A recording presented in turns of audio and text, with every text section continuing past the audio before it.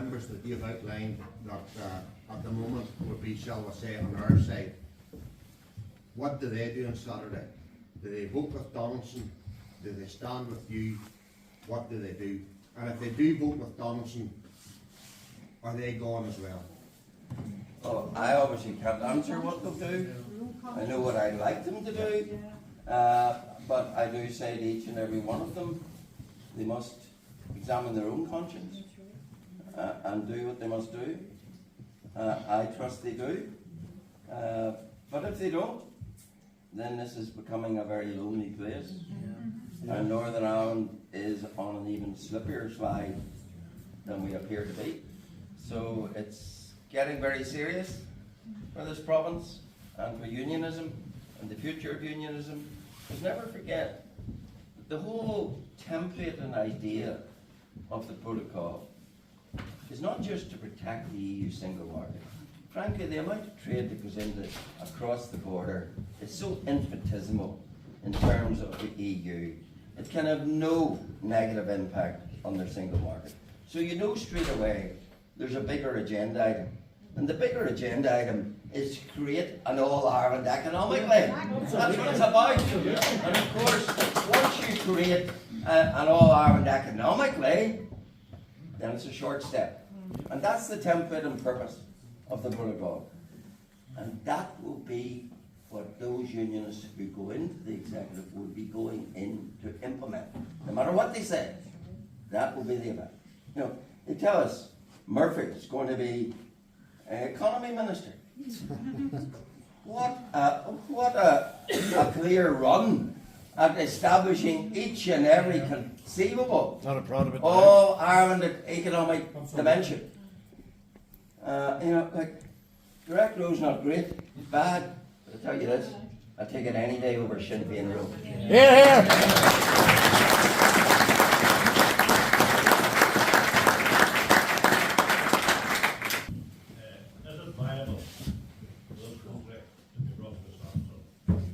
The reason why I asked you is, I believe the day of Port Huckett is over. I believe the day of some action within the law has arrived. The day of putting up posters, folks, is gone. The day of signing a sheet and gathering dust in some office is gone. That's why I'm asking, where do we go from here? And is it viable for to go in some direction to see how we can get out of this mess? Well, I wouldn't quite agree the day of posters is over, because the few posters that went up touched the raw nerve and certainly pricked a few consciences. So I wouldn't just dismiss that. Yes, look, this is a collective unionist challenge, and it requires the mobilisation of the maximum number of people. Now, I've always believed that the primary onus is on our politicians. I don't think it's a very good tactic to say, oh, we're going to ask the people. They must front this. They must do that. So I think, you know, what we have coming up in the next few days is a challenge to our politicians. Now, if our politicians collectively fail, then items like what you're talking about need to be thought about, but you can only think about them if you can get the mobilisation you're talking about. No point in 100 people in a hall saying, we're going to do this, we're going to do that, unless there's someone behind you. In France, what the French farmers are doing. Yeah, get the French farmers over.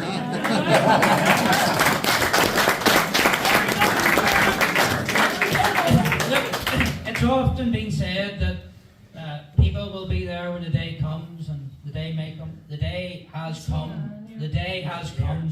This is it for the union. If this is implemented, and I steal this from Jim Allister, if we don't kill the protocol will kill the union. Can I just do a straw poll, and the media is here and people will be interested to know this? Can I ask everybody in this hall who is not going to accept this deal to stand to your feet in defiance, and anybody that is, remain seated please. There was see what everybody is. Well, there's a message tonight to Sir Geoffrey Donaldson. Every single person, be a man, woman, and child, that turned out here tonight at 24 hours' notice in a small orange hall in Magashall. If this is a straw poll of the country, if this is a straw poll of unionism, Geoffrey, you got your message. In 1985, and I think one of them's here, Jim Wells, Irish government involvement, All Ireland alignment, the politicians resisted it so much they had to be carried. They had to be carried out of Stormont. And now unionists come to Washington. So when it comes to Saturday, the DUP MLAs who have principles don't even need to be carried out of Stormont. They just need to walk out.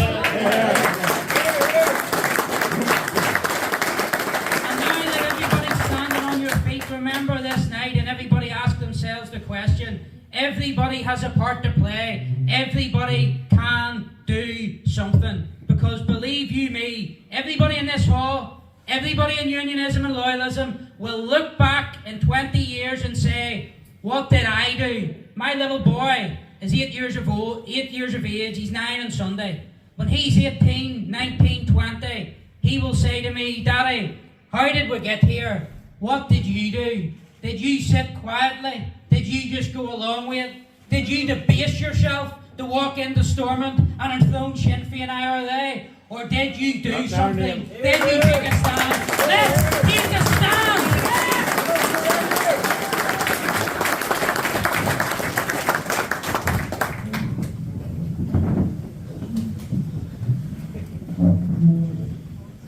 Is there anyone else that wants to ask? I'd like to ask a question. It was clearly, you seen the split in the House of Parliament with Ian Paisley and Samuel Wilson and stuff. But surely to goodness, this happened in 1998 when Donaldson walked out with Trimble-tops. That's right. Right? Surely to goodness, this is going to unravel the DUP. It's bound to, in the weeks or months ahead, it's bound to cause a split. That depends on the strength and determination of those who are opposed to this. Yeah. You know, they have a choice to make. Well, you'd see the anger in Samuel Wilson. Yeah. I did. They Weak have a need choice to and make. a few other words Do was they- used. Do they lie down under, or do they stand up because they're convinced and convicted about it? I trust they do. Yeah, but being angry about a thing doesn't work. You need to have honesty and you have to have integrity, and belief in yourself to stand up and say, no, this is wrong. No matter what it costs me, I'm leaving this, I'm getting out of it. Well, I would encourage you all, you've all got a phone, you've all got emails. Encourage these people to take the steps and take the stand. It's a lonely place, I can tell you, when you're standing on your own.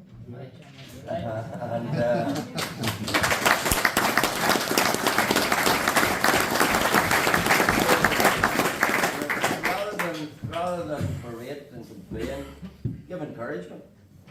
Give encouragement to them to stand firm. Sorry, do you know the MLAs that represent the constituency for Monocyte Road in Mid Ulster, where a lot of people are here together? What way do they stand on it? That'll be Keith Buchanan, your Bate Erskine, Deborah Erskine. Have you any knowledge? Are they in Jeffrey's camp, or are they in... Is Keith Buchanan the fellow from down in Castledorg? No, that's Tom Buchanan. No, there's a guy with Keith Buchanan glasses, sort of bald-headed fella. He's from the Rock. He gives credit in the MLA meeting, and I know a bit about DUP internal meetings. He spoke out at the MLA meeting on Monday. Johnny Buckley led the charge. Keith Buchanan spoke out. Michelle McElveen spoke out. Paul Thew spoke out. Joanne Bunting, East Belfast, spoke out. The vast majority of the members of the House of Lords are completely against it. There was a meeting of DUP MPs and peers on Tuesday or Wednesday night. Can't mind, I'm losing track of time this week.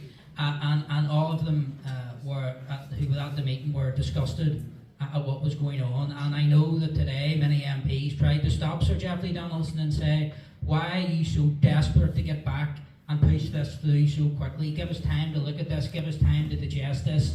But Sir Geoffrey Donaldson, there was sparks coming off the back of his shoes as he splintered out of his self-congratulatory performance in Parliament, jumped on a plane, came back here, and he wasn't 2 minutes off the plane when he was sending letters, having been summoned by Sinn Féin to tell them his MLAs would be there on Saturday to debase themselves and enthone Sinn Féin. So look, I agree with Jim. I think there's people in the DUP who do want to take a stand, but I think that they need encouragement from people. I don't think we can tar everybody with the same brush. It's a difficult place that they find themselves in, but we've got 36 hours now.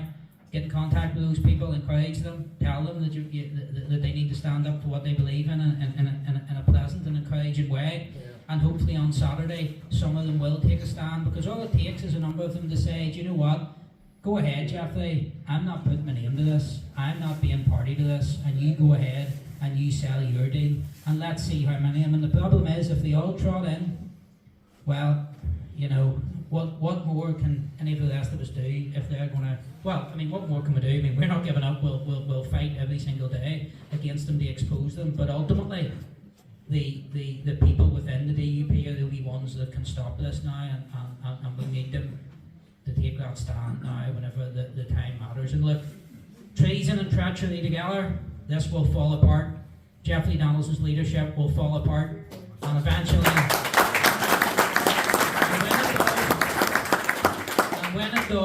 and when the time comes, Geoffrey Donaldson will be walking away, and he'll have the congratulations of the establishment, of the do-gooders, of Heaton Harris and Baker and that meddler and interloper Julian Smith, the Irish government, the EU. He'll have all of that. He'll have a seat in the House of Lords. But I'd rather have the endorsement of 100 decent loyalist and unionist people in my gosh.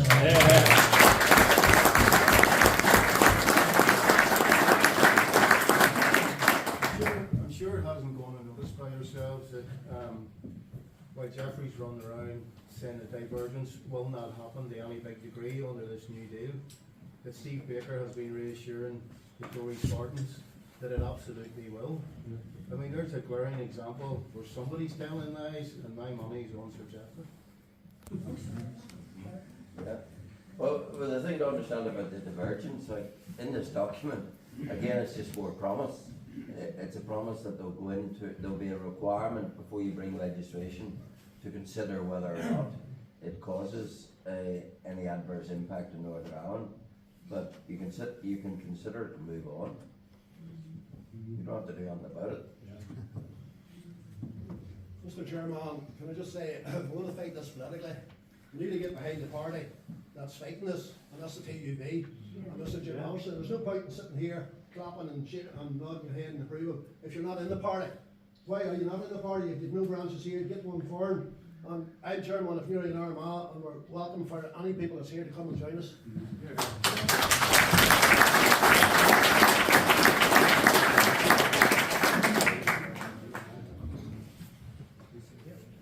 Is there any type of strategy in place that'll bring unionism together per se? Jim said earlier on there, didn't care whether you were UUP, DUP or TUV.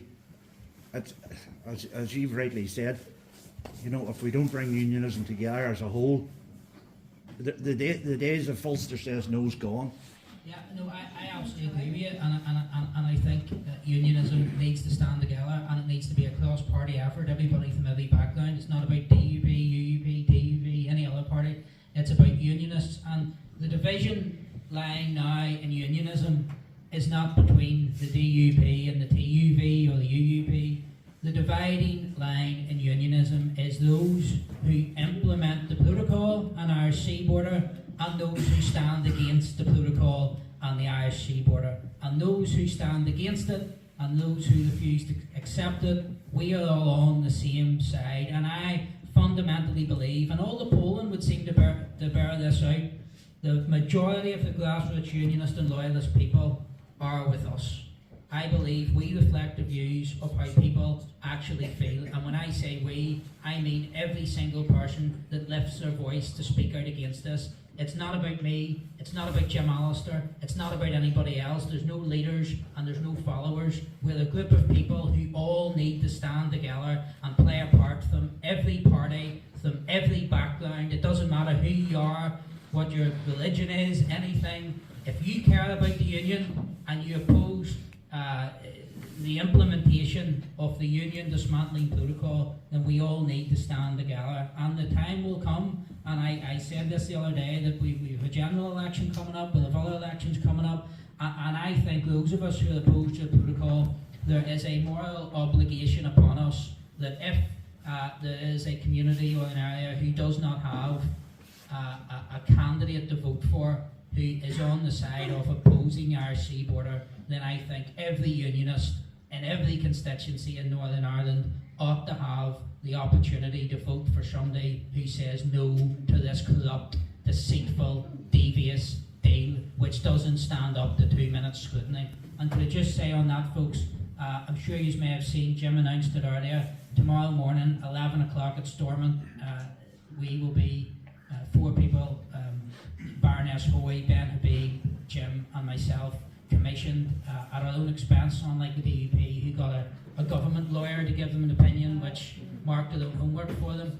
A bit like during the week where Jeffrey went round, met his MLAs, met his MPs, and then went to the now infamous party executive, broadcast live.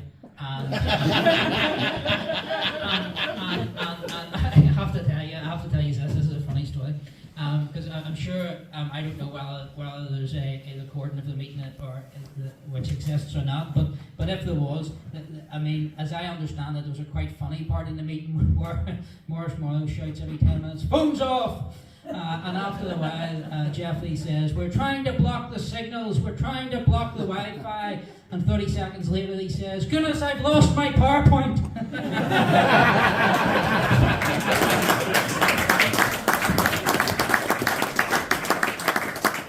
To myself, it's not much use anyway, Jeffrey. But and just on that, same as them asking a government lawyer to give them advice on questions which they formulated and wanted answered, they go down with the PowerPoint, marking their own homework. So the 3 or 4 people who negotiated the deal delivered a PowerPoint telling everybody how amazing the deal would say negotiated is, and nobody's allowed to see it. You heard Paul Garvin yesterday. He saw the deal 10 minutes, and an elected MP saw the deal 10 minutes before it was debated and laid before the Houses of Parliament. The DUP party executive voted for the deal they hadn't seen.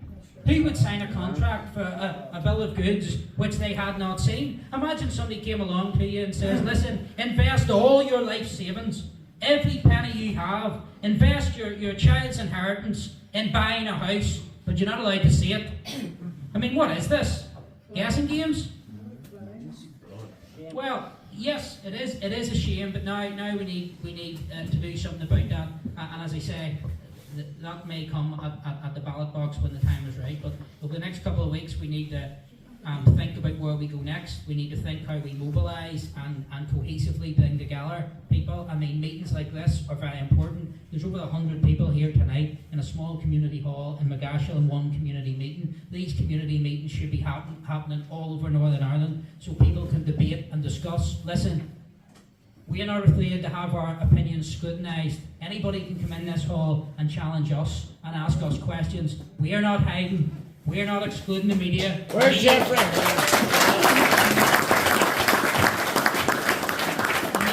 The media is here tonight. They can hear what we have to say. Anybody in this audience can ask us any question. Any person can walk in off the street and challenge us and say, "No, you're wrong, and here's why," and take us on anything we say. Where is Jeffrey Donaldson tonight? Hiding.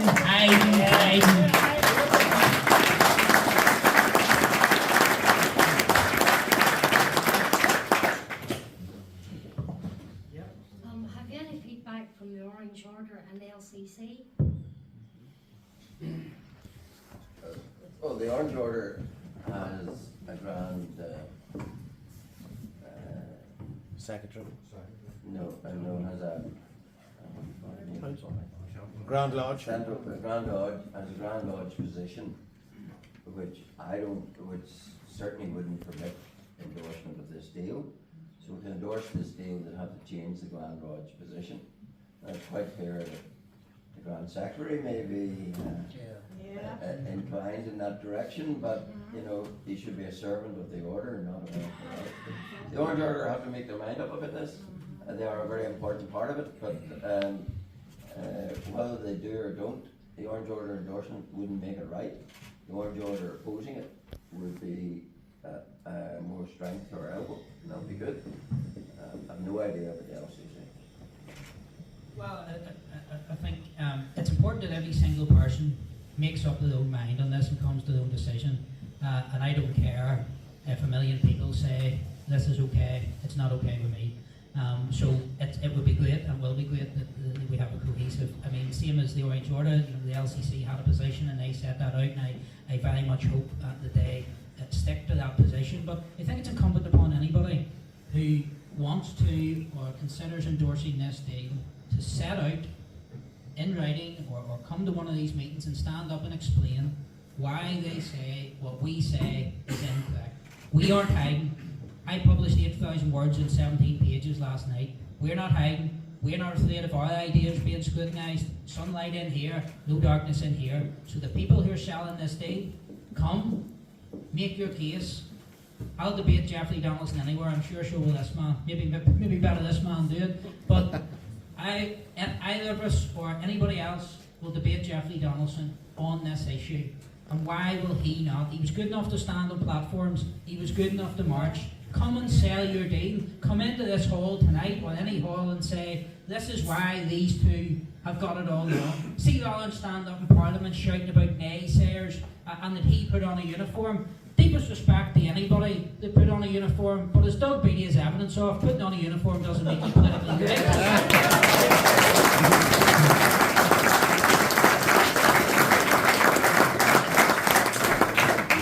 Just a question over here in the corner.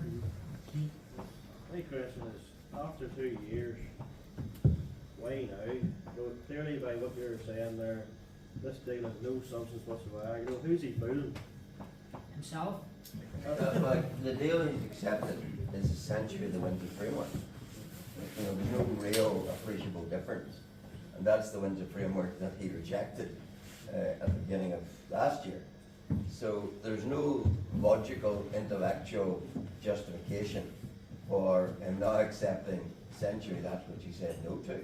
So he's the one with the explaining to do. You know, he's the one that came onto those platforms with the rest of us. And he's the one that was glad to take TV transfers, that elected 8 of the DUP's assembly members. Very happy with all that, and now we're just naysayers that you might find in the bottom of your shoe. Yeah, in the middle there, go ahead and then we'll... Mr. Chairman, I was at the Grand Lodge meeting in December, and Grand Lodge did say that they were still sticking by their what they said before, that Donaldson should stay out of Stormont. But as Jim has said, the Grand Secretary goes on his own tranche of basically in the newsletter and has his own ideas of the framework. You know, that there's some parts of it is good and well, we need to basically we could work with and stuff like that. But I think that is the problem that we have in the Orange and Grand Lodge, is that it's run by the Grand Secretary and that way. But just another thing I wanted to say was, I don't know if Jim can remember back to the executive of 2007, where I chased Jeffrey after the meeting, basically, because he was running around saying, we're not putting IRA into government, we're putting Sinn Féin. And I said to him, Martin McGuinness will be IRA when he's 6 feet under the ground, you forget it.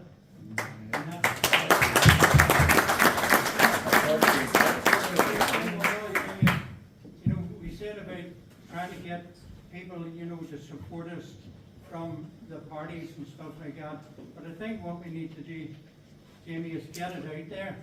Basically, that anybody that basically is against the protocol, come and support us and let us get something organised.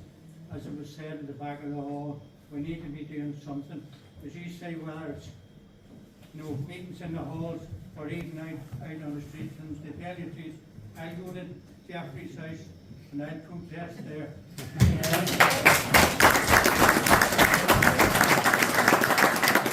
I think we'll just take one more and then we'll call it a night. Mr. Chairman, I look around the room here tonight, I would say most of the people here from the loyal orders. Yes. I would advise you all to do what I done today, and Jim was actually right. I contacted the Grand Lodge and made them accountable to the decisions that was done. And I asked them to bring some form of action against the disgraceful actions of the Mourne Orange Man that's now on display. I make no apology for making that here tonight. I look around, there's a lot of Orange men, senior Orange men here, who take note of that and may report that back. I give them my name today. I have no problem with that. But if the Orange men would all come out collectively, and I challenge them to release a statement again. This happened in that Britain and Orange Hall, no statement was released either. If they would get a statement out encouraging all their membership, and I say at the end of the day, if we need to get rid of these men, we're better to shrink before we grow. And to send them back home.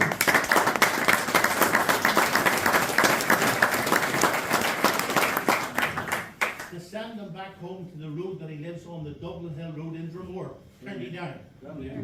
Secondly, I contacted all the constituency offices in my constituency of ABC, and thankfully tonight they are all behind, they're all opposing that.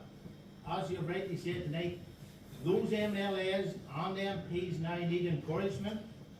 We need to be lobbying in behind them, encourage them, but hold them into account in the days ahead, so they don't waver and dither.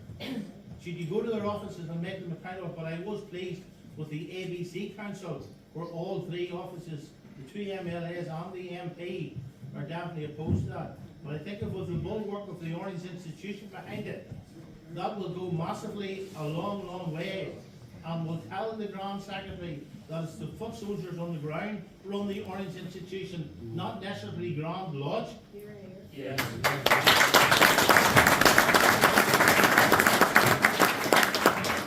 Thank you very much, everyone. I think we'll just sing the national anthem.